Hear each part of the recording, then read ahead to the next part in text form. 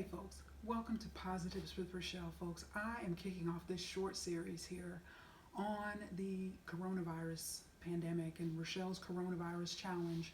As I stated, I guess it's been about 2 weeks ago now on Fitness Friday. Something I always do, particularly in seasons of adversity. I always set goals and always aspire to emerge from the adversity a better person, a better individual.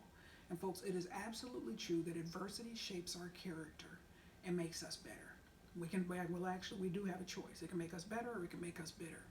And so folks, let's keep on keeping on. We know that this is a time of struggle, a time of hardship, a time of adversity, folks, but let's keep on keeping on. Keep your head up, keep your head up, keep your head up. We are going to make it through this. And we're going to talk more about this in some few episodes here that I'm going to have as part of this series. But folks, to kick this off, I actually found this in Dollar Tree. I love Dollar Tree. I have no shame to admit that I love Dollar Tree. Absolutely love Dollar Tree. And so, because they sell these inspirational trinkets and just things like this, and I always appreciate, just going in there from time to time and seeing these type of things. And so I bought this several weeks ago. And I've really been reflecting on it now during this coronavirus pandemic. And we recognize, this is obviously a time of serious global adversity and just hardship and death and tragedy and sickness and illness and all of that. And, people are being impacted in unimaginable ways. And it's just very, very tough, folks. But I gleaned so much hope and inspiration from this. And it's something, and it's particularly for those who don't know me, but those who do know me, of course, know that my default in life, my default position is positive and happy. So I think I kind of bring that to any situation that I deal with. And I had a sales manager years ago who told me, Shannon Rafferty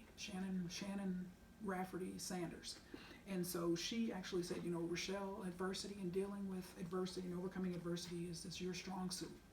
And so some folks reached out to me and asked that I do speak on the coronavirus situations and my thoughts around it and how I'm navigating it, yada, yada.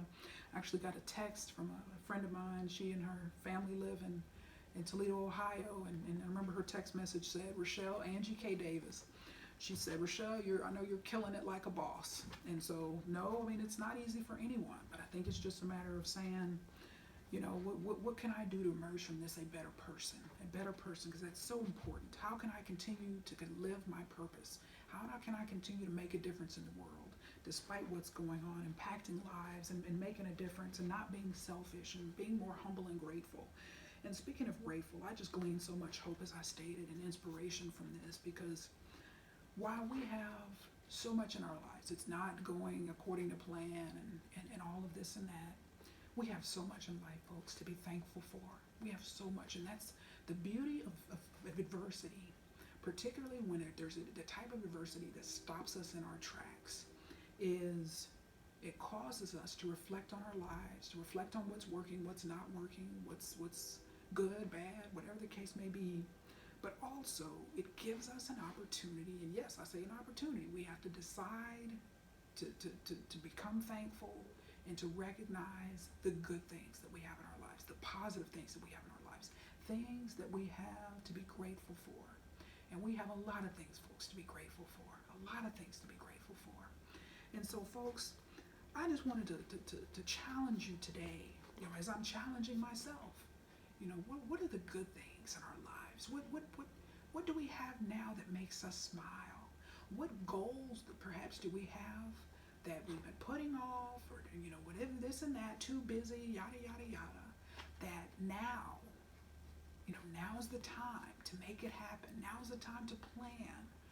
But now's the time to stop and take stock, quite frankly, on our lives, what's working, what's not working, problems that need to be addressed, problems perhaps that you've been running away from and trying to distract yourself from with work and other activities. And now that that's been paused, we are all left with ourselves. We are all left with ourselves. Truly, and this is for a lot of people, that can be a scary proposition. It can be a scary proposition because it forces you to say, hey, what's working, what's not working, this and that. If there's people that use work as a cover or use work as an escape or use work for various reasons, now all of a sudden, I mean, in terms of, going to the office and spending 10, 12, 14, 18 hours a day working, but then all of a sudden you're working from home and you've got your family there, and it just brings, a whole other set of circumstances to the situation. And so if there are problems there, the problems at home, it's kind of like you can't hide. You gotta face it head on, face truth, and deal with it right then and there, and recognize what we gotta ask ourselves: what's working, what's not working in our lives. What do we have the power to change, and what don't we have the power to change? And we do have the power to change a lot, but certainly from a mindset perspective overall, folks, as long as we're living, we're breathing, we've got friends, we've got family, we've got loved ones, we have a lot in our lives that's worth being grateful for, worth appreciating, expressing appreciation to other people, friends, family, strangers, people that you encounter in grocery stores that are working in other stores, these essential workers that are putting, quite frankly, their lives on the line to be there to serve us. Let's all be grateful. Let's all be thankful in each and every aspect of our lives, and to individuals in our lives. It may be easy during busier times and seasons in life when everything's going according to plan and all of this and that, to take people and things for granted. And so we can really do a 360 on that now and say, hey, there's just so much good in my life still remains in spite of all of this. And so, folks, that's all I wanted to share with you today. I'm keeping it short and sweet, but that's just we've got to work on that. We've got to work on that. Got to work on that. Recognizing how wonderful, truly just the great things that each and every one of us has in our lives, and acknowledging those each and every day to people, places, things, to just be grateful. Let's all be grateful.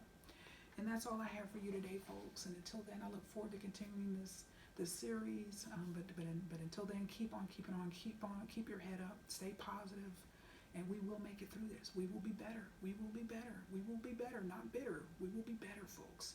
So stay tuned, and I can't wait to see you next time to continue this conversation. And remember, I am positively passionate about your happiness and survival during this coronavirus pandemic. Make it a great day.